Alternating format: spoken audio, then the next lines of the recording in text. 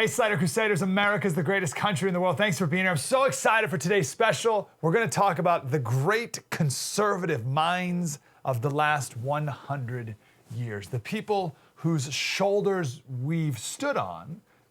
Maybe we've fallen off a bit or gotten a bit distracted just with campaigning and all that stuff. We need to regain our footing so we can see where we're going, why we need to go there, and how we can best get there. That's what we're doing in today's special. It's about getting back to basics, right?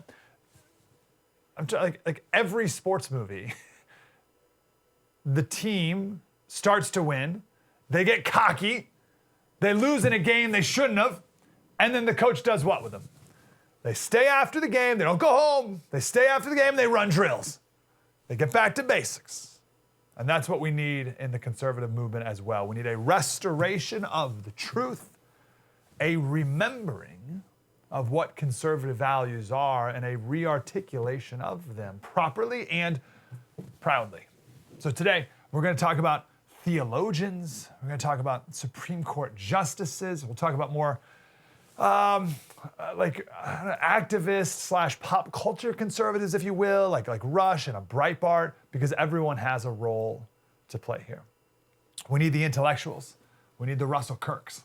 We need the economists like Milton Friedman. We need the activists like Breitbart, right? We each play a role in moving this ball forward. A couple points I want to make before we get going. First thing we all need courage. So many stories we've shared here, I feel like every day, of people, the mob trying to cancel people and people apologizing and all this. It's madness. Do not back down to the mob. They just want blood. We talked the other day to Scott Walker, former governor of Wisconsin, and how he stood up to the unions in his state like a decade ago. And by the way, these unions and the activists who took over, they stormed the Capitol in Wisconsin. And he stood up to them and won. How do you have the courage to do that? That's very hard. And I asked him that, and he said one thing he did was he left the Capitol building, not only for his own safety, but so that he could get out of the echo chamber. Right? Get out of the echo chamber, that is the Capitol, and go talk to people in the country of Wisconsin. Right? Be reminded of why he's doing this, why he's fighting, reminded of what really matters. I think we need to do the same thing with America. Right? We've got to get out of the echo chamber. We've got to read, learn, remind ourselves why this country matters, right? Reinvigorate ourselves to have the courage to not back down to the mob, because what we're fighting for is too important. By the way, this mob, and we try to analyze, the motivations of this mob a lot, but so many of these people in this mob, they're just bored. Right? So you're gonna back down to people who are just bored. You're gonna give up your defense of America because these people over here are bored and causing a fuss because they got no meaning in their life? You're going to back down to them? I don't think so. A lot of these activists who are trying to cancel you and everyone, they're angry, they're in pain, right? Hurt people hurt people. James Baldwin has a great quote. He said, one of the reasons people cling to their hates so stubbornly is because they sense that once the hate is gone, they'll be forced to deal with pain. And almost more than anything, we seek pain avoidance in our lives. So how many people are just in pain, and instead of dealing with that, they just find something to hate, whether it's you, whether it's this country. A lot of people are just in pain. And some are just intent on destroying this country, right? And they got a ton of followers to join them. Anyway, don't back down to those people. First point, have courage. We need more courage. Jordan Peterson, talked to him years ago, and I said, what's the one characteristic we need more of in this country? And he said, courage. That's the first. Second thing, we need to read more. There's two famous dystopian books. One's more famous than the other, though. The most known and the most quoted, the most referenced, is George Orwell's 1984. All right? Everyone's heard of an Orwellian term or whatever, right? You should read that book, by the way. If you haven't read it since high school, you should read it again. The other dystopian book, which I think is far more accurate today, is Huxley's Brave New World. Neil Postman made the point differentiating between the two books. He said what Orwell feared were those who would ban books, right? Orwell was worried about the government coming in and banning books. What Huxley feared was that there would be no reason to ban a book because there'd be no one who wanted to read. No need to ban them. No one even wants to read them. Orwell feared those who would deprive us of information. Huxley feared those who would give us so much information that we would be reduced to passivity and egoism. That's where we are today. I think the Huxley future is much more likely. I think that's where we are now. There's no Stalin-esque crackdown of the American people yet, right? I mean, Amazon's been flexing their muscles lately with banning books about transgenderism and stuff like that, but there's been no government crackdown. But does there ever even need to be one? If people don't ever want to read books at all anyway? Right? Does there need to be a government crackdown when our chief goal in life is amusement and entertainment and giggles? We need to read more books. And my final point before we get started here, again, our three goals. We need to have more courage, stand up for the truth proudly. Second, we need to read more. Smart people read. Smart people read. Read more books. And if you don't know where to start, today's show is going to give you some good suggestions as we talk about the greats. Third point, we need, you and me, we need to be a moral people. It's a long road to restoration, and it will not be led by hypocrites. There's a billion quotes from our founding fathers. I could have chosen, I went with this one from John Adams. He says, the foundation of national morality must be laid in private families. How is it possible that children could have any sense of the sacred obligations of morality or religion if, from their earliest infancy, they learn their mothers live in habitual infidelity to their fathers and their fathers as a constant infidelity to their mothers? Do we want our kids to have a just sense of the sacred obligations of morality? Do we want that? I'd argue yes, because if we don't, then we don't have a country. So if we want our kids to have that just sense of a sacred obligation of morality, then we need to have it too. The means, one of the greatest lies of ever is that the ends justify the means. It's not true. If you want pure ends, you need to get there through pure means. Black Lives Matter, they believe the ends justify the means, right? They'll burn down any building if it means a just end, right? That's not true. Right? You need a pure end and pure means to get there. So, read more books, have courage, live a moral life.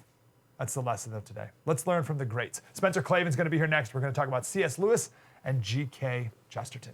True story. Mike Slater. Spread the word.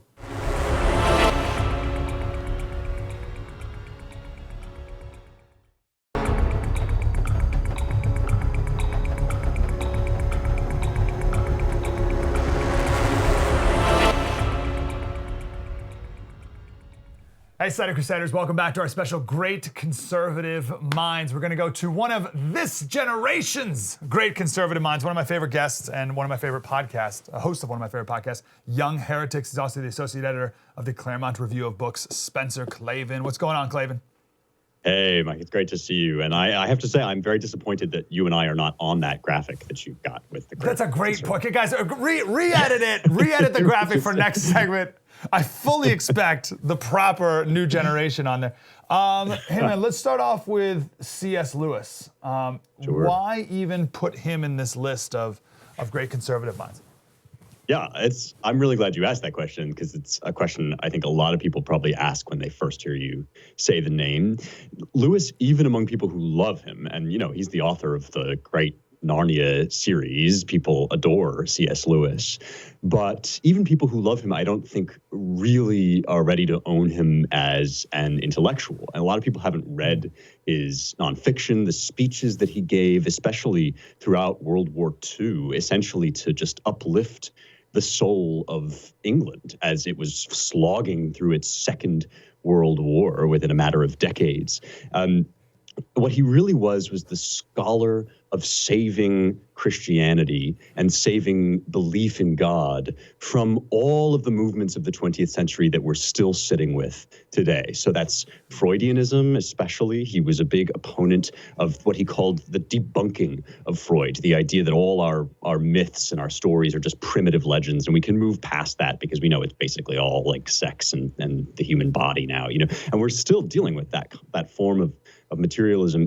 Lewis rejected that, and he saw, most importantly, that it was turning people into kind of automatons. He said famously in The Abolition of Man, which is kind of his great series of speeches on this, he said, we cut out the organ and demand the function. We make men without chests, and then we're shocked that they're traitors. We can't believe that, we've debunked these ideas of valor and nobility and goodness. And now people are, they're lost. They're without purpose. They have a certain kind of ennui, just this, this sinking feeling that fell throughout the early 20th century. And Britain had been through a lot. Europe had been through a lot, kind of an implosion or a suicide, and Lewis was kind of there to coach them back into some sense of belief that these myths that they had been told as children weren't just myths, but they were truths. He gave this wonderful speech, The Weight of Glory, in which he essentially just said, these stories that we tell, these fairy tales that we've told all throughout history, they're pointing us toward something. They're pointing us toward a reality that's more than just flesh and blood. And I think, if there's anything that we need most desperately right now, it's a recollection that's actually more rational than the sort of Freudian Marxist materialist view that everything is just bodies and chemical sets, basically, playing with one another. So I think of all the people we're going to talk about today, I think C.S. Lewis is going to be the only theologian. What's the importance of having Christianity centered in what should be, we would argue, we want to be a conservative, movement and revival? Why is it essential, perhaps, to have Christianity a part of that? Yeah, I think a lot of times conservatives get very fist poundy about this, and so when we start talking about Christianity, you think that what I'm about to say is like, everybody must believe, or you're not an American, whatever. That's really not what this is about. I recognize that people are going through a whole host, really the West and America specifically is going through a journey right now in which we're attempting to reconcile our ancestral faith with the discoveries of science and with the atrocities of the past century and with digital technology. All of that stuff, nobody can be forced to believe. But even if you're questioning or you don't believe yet, you have to recognize that the traditions of America and the traditions of the West more broadly are steeped, founded down to the ground in the Judeo-Christian tradition and in the Christian tradition specifically. John Adams, in his letter to the Massachusetts militia, wrote that our Constitution, our American Constitution, is made only for a moral and religious people, right? The operating noun in one of our founding sentences is creator. We are endowed by our creator with certain inalienable rights. And one of the things that Lewis understood and that we have to understand as well is that this notion of rights, of liberty, of the right to life, right, makes no sense except in a world with a stable giver of rights, with some absolute truth behind all of the sort of intellectual discussions that you then have after that. And it's more rational, it's more intelligent to believe in that than to sort of throw it out the window and act sophisticated as if we're beyond all of that. Look, plenty of great conservative minds, Leo Strauss, Harry Jaffa, we're not Christians. It's not a prerequisite for, American patriotism, but in order to understand what country you're living in and to know which traditions you are carrying forward, you have to understand that everybody who wrote these founding documents understood himself to be operating within that context, within the context of a God who gives us our rights and endows us with our rights. I got a bunch more C.S. Lewis questions, but let's use that because that's too good of a segue to G.K. Chesterton, who said, once abolish the God and the government becomes the God. Who was G.K. Chesterton? I think most people, if they've ever heard of him, he's just got these great little quips, these great one-liners. So he's like, if you just Google G.K. Chesterton quotes, there's like a billion of them. But who was he? Well, he was an older contemporary of Lewis, so their lives overlapped, and he's not typically counted among what's called the Inklings, which is Lewis's great cadre of friendship with people like J.R. Tolkien and so forth. But Chesterton really, he died before the Second World War would break out, but he really saw a lot of it coming. And that quote that you read was from Christendom in Dublin, which he wrote in the 1930s, the early 1930s, responding to this great gathering of Catholics in Dublin after some of the major, civil war and struggle that they had there in Ireland. And he's responding there to the Leninist idea that, to the Soviet idea that the religion is the opiate of the masses.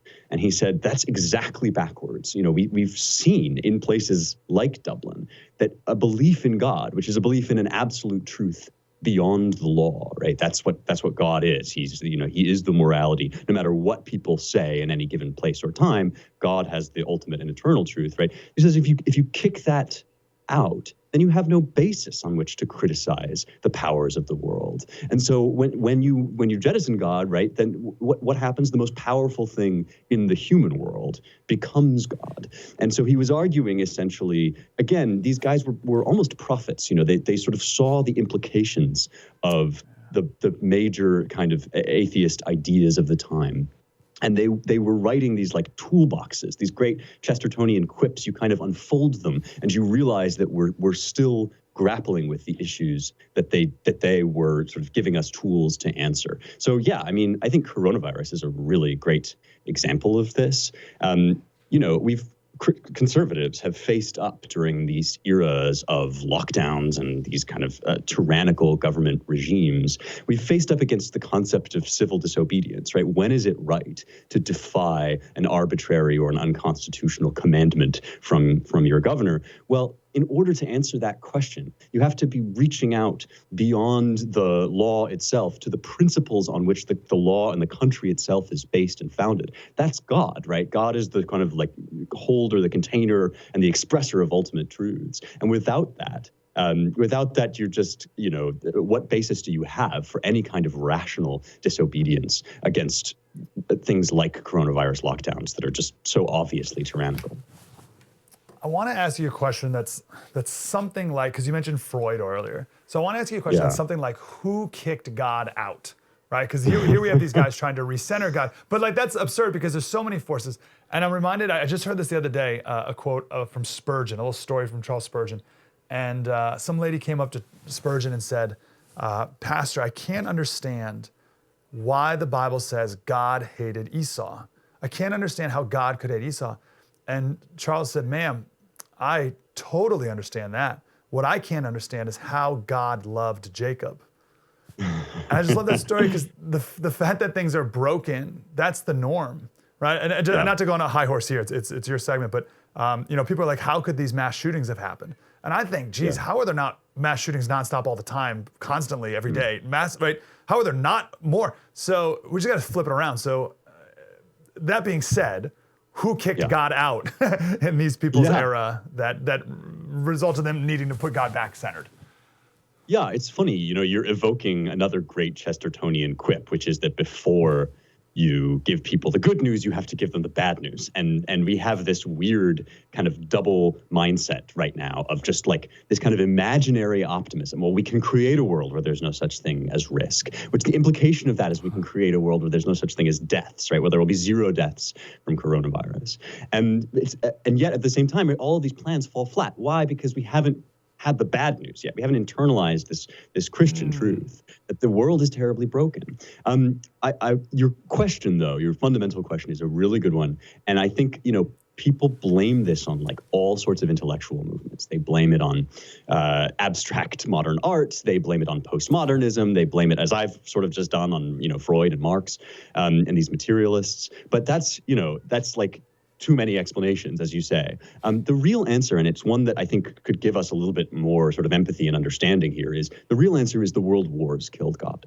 And obviously they didn't kill God for real, but they killed the possibility of belief in generations of young men and their relatives who lost them. Lewis himself was in the trenches in World War I and had to work his way back from atheism. It's one of the reasons why his arguments are so persuasive, is because although he was raised with faith around him, he essentially looked at this world, this terribly broken, messed up world, and one in which Europe basically, as I said earlier, committed suicide. It's impossible for us to reckon with the sheer number of young men in the flower of their youth who were cut down. You don't want to talk about the black pill. You want to talk about the bad news, right? That was the bad news. That was facing up against the worst that this fallen world has to offer. And even though, we're from our comfortable positions, we can make all sorts of great arguments for why a good God might allow suffering.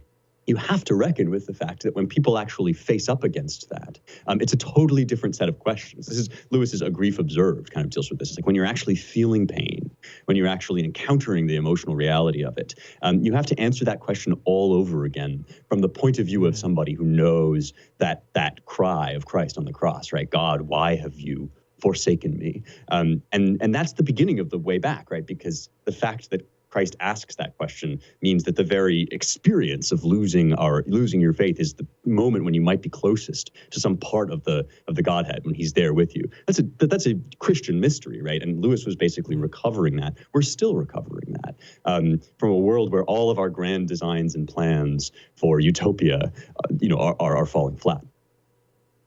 So good. Spencer, we could talk forever. We got to run, but one book, what would you say would be the intro book that a viewer should read if they want to get introed into C.S. Lewis or G.K. Chesterton?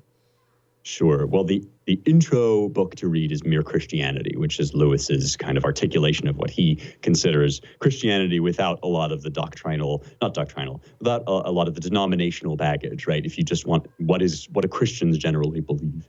And then after that, if that whets your appetite, then Abolition of Man is the place to go for him. And Chesterton's book is Orthodoxy, is the one that you should really start with. Beautiful. Spencer, you're the man. Young Heretics. Everyone go watch that podcast, listen to the podcast as much as you can. We'll talk again, Spencer. Appreciate you. Such a pleasure. Thanks for having me on. Thanks, bro. Super happy to start off with that. All right, come back. We got more talking about the great conservative thinkers. We got to get back to our first principles, right? Well, where do we turn? Talk more about that next. True story, Mike Slater. Spread the word.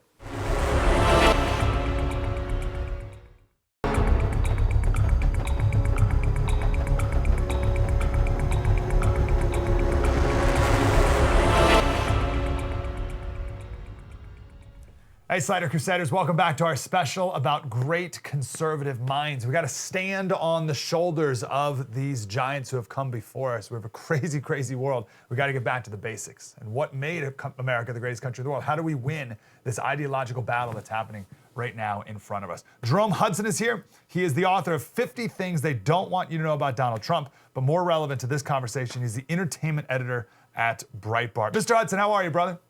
Doing great. Man, good to talk to you. So I want to talk about Andrew Breitbart. The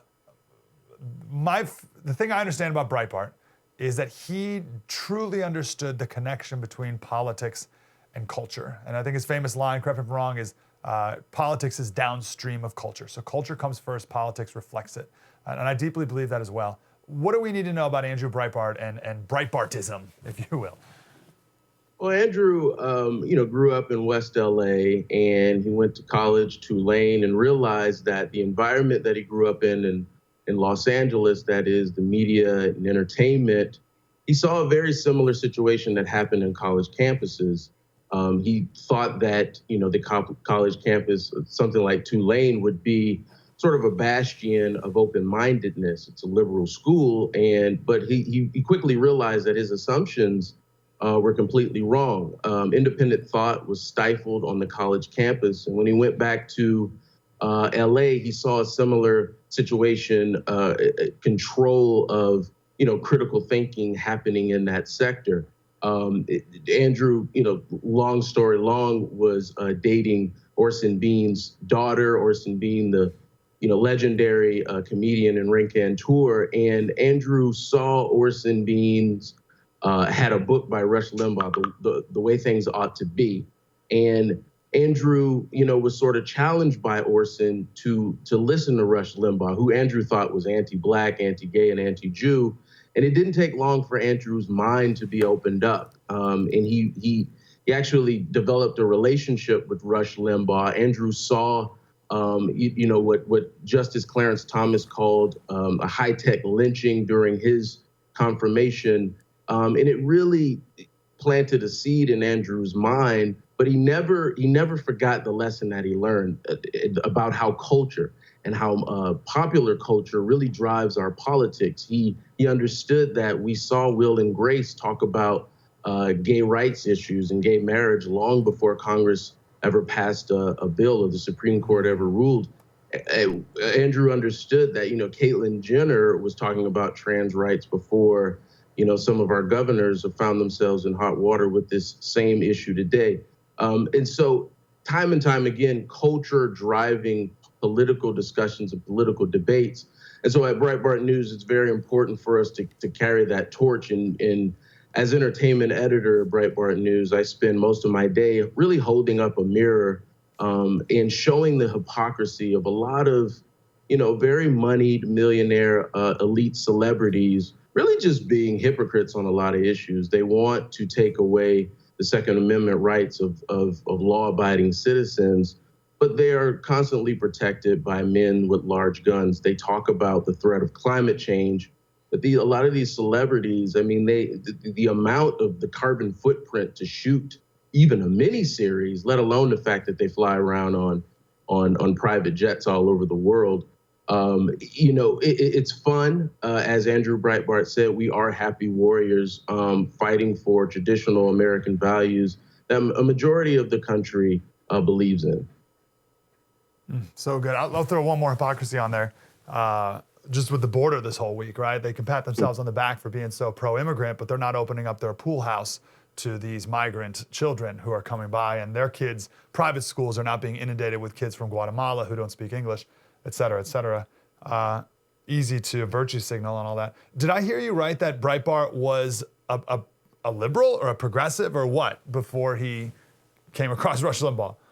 Yeah, I mean, he's born and raised in West LA. Probably hard not to sort of be inculcated with a liberal mindset in that way. But look, let's see, I'm going to date myself here. About 15, 16 years ago, I found myself in a similar position. I thought I knew everything about the world, and I typically thought with a liberal mindset. And it's ironic that I found, in a 30-year-old white professor at the time, I now look to him as my Harriet Tubman, sort of saving me from the liberal plantation. But these stories happen time and time again. Longtime editor at large, Joel Pollack, a great friend of Andrew's, was himself a liberal. But as I said, it doesn't really take long for your mind to be opened up. And Andrews really was also, when he saw the left really attack Justice Clarence Thomas during his hearings. And now for Justice Clarence Thomas to sort of be the most celebrated jurist on the Supreme Court bench is really a testament to his legacy, but it's also a testament to the greatness of America, something that the left just is really trashing and really has a very narrow-minded viewpoint on. I mean, here is a man from a descent of slavery, born poor, but his grandparents inculcated to him and his brother the importance of education, and now he is not only an associate justice, but as I said, a celebrated and beloved justice, and his life has been immortalized in multimedia. He has been maligned, Justice Thomas has, but he's fought through it and he's persevered through it. And again, his legacy is sterling and understood amongst those who really actually look deep enough to care about it. Am I making up that Clarence Thomas used to be liberal as well? Or I'm confusing him perhaps with others, because so many of the great thinkers that we've talked about today and we talk about all the time used to be, like Thomas Sowell, flat out Marxist. And I wonder if there's any like progressive intellectuals who grew up conservative and saw the light and flipped. As often as we hear about conservative intellectuals who started out progressive and became conservative. Sure. I guess the adage is you're conservative when you're 20, because I'm butchering it. No. I'm with you. Well, I know the old thing is once you start paying taxes, you become a conservative. But I don't know how true that is, to go back to Breitbart, with the culture that we're all swimming in right now. It's so powerful. It's so strong. How do conservatives take back this institution that's been taken over by the left? Sure, it's very simple. I mean, there's certainly a lot of talent out there. When you look at the screenwriters or the playwright space, I think of people like David Mamet, or in motion pictures, what Nick Loeb is doing with Roe v. Wade. I got a chance to interview him at CPAC a little while ago, and it dawned on me that Nick Loeb, who himself didn't even start out as a raging conservative, was able to actually make a very powerful and even-handed, well-rounded film about the story of the most consequential Supreme Court case in U.S. history. And he got to use the name Roe v. Wade, is really a testament to how easy it is to just break into the Hollywood and the motion picture space. I got to tell you, I mean, someone like Peter Thiel, putting $10 million behind, Hillbilly Elegy author J.D. Vance's Senate run, that's all it takes. Just a little bit of seed money, a lot of talent, and I tell you, the market is there. What happened to Mr. and Mrs. Potato Head, and the toy company coming out and dropping the name and then backpedaling on it, but in that time, the sales jumping something like 17,000%. It just tells you that the market of families and parents and people out there who understand that, yes, the history of America is checkered, but the left really wants to focus on the black squares. And we should acknowledge, our scars, but we should let the time pass and let the healing happen. It just goes to show you that there's a huge market out there for people who want stories that celebrate the beauty of America while also recognizing our missteps and our mistakes. Yeah, that's right. I think, last question for you, Jerome. I think the thing that ties in the three names that we've mentioned so far, Breitbart, Rush, and Clarence Thomas, is courage, perhaps. I don't know if you would put a different word on there. I'd say courage, because all of them faced quite a bit of scrutiny and criticism, yet did not back down. Can you speak to that? No, getting back to my mentor, he sat me down, a 20-year-old, young, sort of handsome black man, and said, look, it's one thing, as, paraphrasing William F. Buckley said, it's one thing to be young and be a conservative, but it's another thing to be young and conservative and also black. And I have looked to those giants that you talked about. I'll never forget meeting Andrew Breitbart in the Cancun hotel.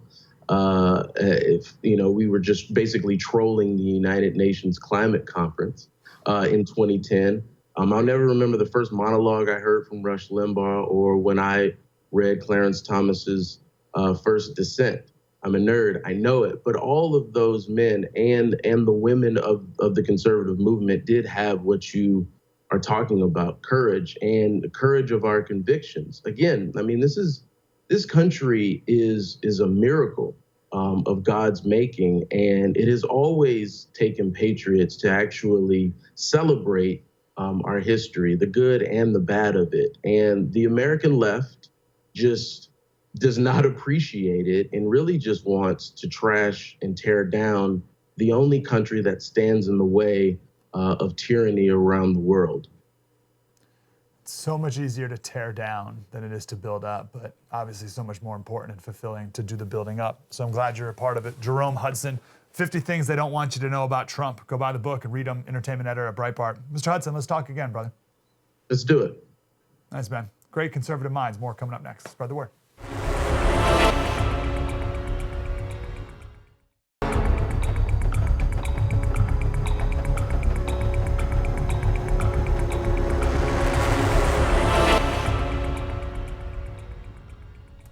Hey, Slater Crusaders, welcome back to our special. Years ago, this was early on in my becoming a conservative, I asked Stephen Moore what book he recommends I read. And he said, oh, you have to read Henry Hazlitt's Economics in One Lesson. And that set me off on a course of being a free market person. Rob Chatfield is here. He's the president and CEO of the Free to Choose Network. Mr. Chatfield, how are you, sir? Very good today. How are you, Mike?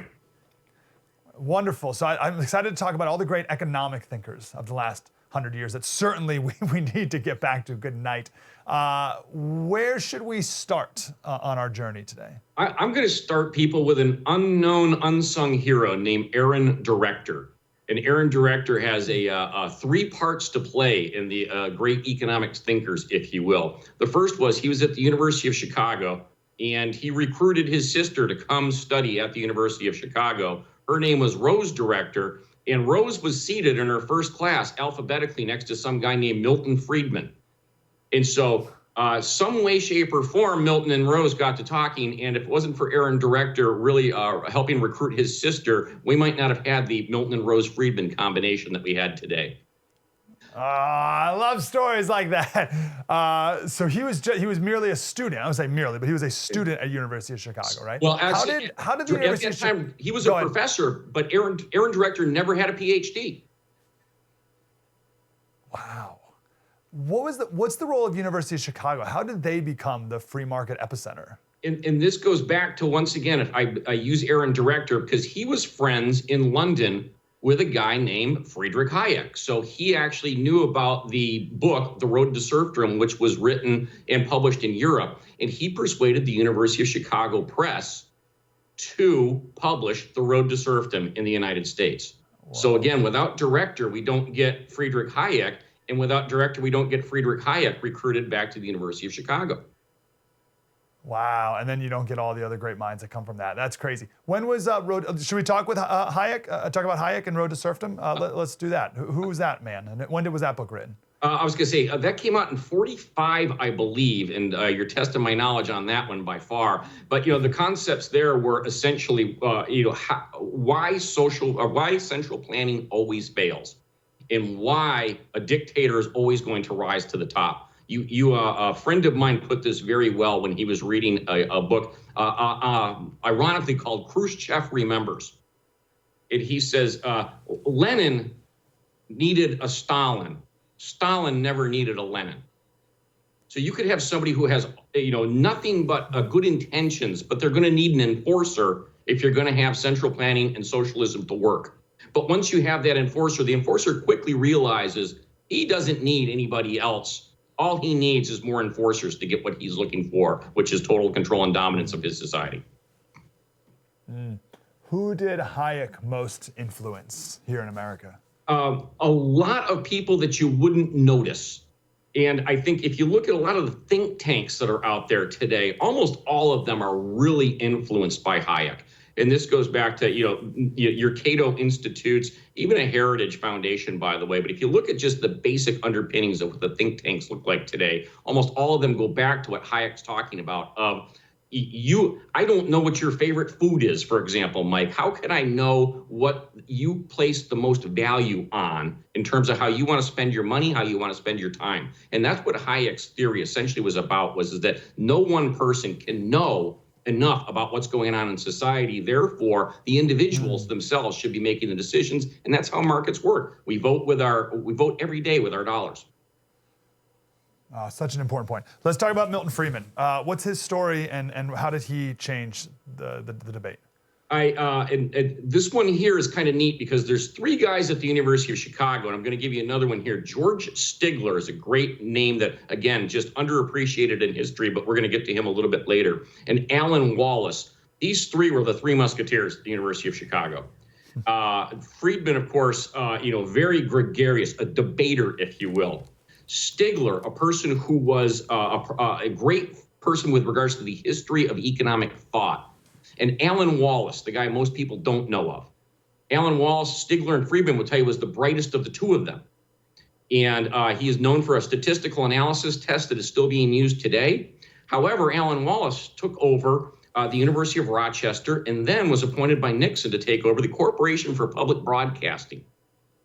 And that's important because Wallace introduced a producer, a young pup in Erie, Pennsylvania named Bob Chittister, to Milton Friedman and said, you should do a television series with this guy, but you're going to have to persuade his wife first. Wow. So this great thinker, Alan Wallace, was put on by Reagan, you said? I was into the Corporation of Public Broadcasting. Nixon. Okay. So he goes to Corporation of Public Broadcasting, and then he hooks up Milton Friedman, and they do the now famous, what's the name of it? Milton Friedman's Free to Choose. Free to Choose, which is what they're named after. Yeah. Oh, great. And everyone just needs to watch that. And then that, I would argue, really highlighted Thomas Sowell and many other amazing economic thinkers that we're still learning from today. Amazing connections. And how did Sowell get involved in all of this? And this takes me back to George Stigler. Sowell was actually a student of Stigler's at Columbia University. And our friend Aaron Director, of course, as he's building up the Chicago school, persuades Stigler to come back to his alma mater and teach at UChicago. That brings Tom Sowell to Chicago to study with Milton Friedman and George Stigler. Tom Sowell wanted to study theory of economic history. And my understanding was he was a Marxist at the time. Marxist. And and it's these men who helped him. He was a Marxist when he entered Milton Friedman's class, and he will tell you today he was a Marxist when he left Milton Friedman's class. What he appreciated about the Chicago school, Mike, was that they were all about empiricism. You have your theory, you test that theory with facts. And so Thomas Sowell leaves, he's still a socialist. And again, he studied under Stigler because he wanted to have the best in terms of how do I make my argument better for socialism and Marxism. Stigler and Friedman actually wrote a letter of recommendation for for funding for Tom Sowell at the Earhart Foundation. And they said, this guy is a socialist, but he's way too smart to stay one. And that's how I remember I saw one speech that, love it. I saw one speech that Milton Friedman gave, and it was, he was talking about Keynes, who's like the opposite of Milton Friedman. And he said, I'm so grateful that Keynes did the writing he did because that strengthened my arguments and strengthened who I am and what I believe in. And I just love that, right? Because I feel like today, we'd be like, I wish these people never existed, but Milton Friedman valued the debate, right? Oh, very much so. And Milton Friedman was also somebody who he was never going to talk down to the people who he was debating. He learned a long time ago, there was, economists like to be put down artists. And Milton tried that once and it backfired on when Milton realized he was actually wrong. And so he determined that from that point on, he was always going to be polite. And so any videos that you see where Milton is debating somebody, you'll always notice he's very polite with these people here, still trying to, he might even strengthen their question to go back and do a rebuttal of their question. Yeah, steel man him. Give me something about Milton Friedman's life that made him that type of person, personality-wise. Personality-wise, and so a lot of it, he was tempered by Rose Friedman. I'm going to say that. Those two were really a team. And I have a great story here of somebody, Milton's at a cocktail party with Rose, and he starts going off onto something where he starts talking about regression analysis. And Rose just interjects with, there's nothing so holy as regression analysis. And that sort of ends the conversation right there. I think you have to look at them as a team, even though Milton, as I said, is the more public face of that team. I think Rose is really what counterbalanced Milton throughout all of that.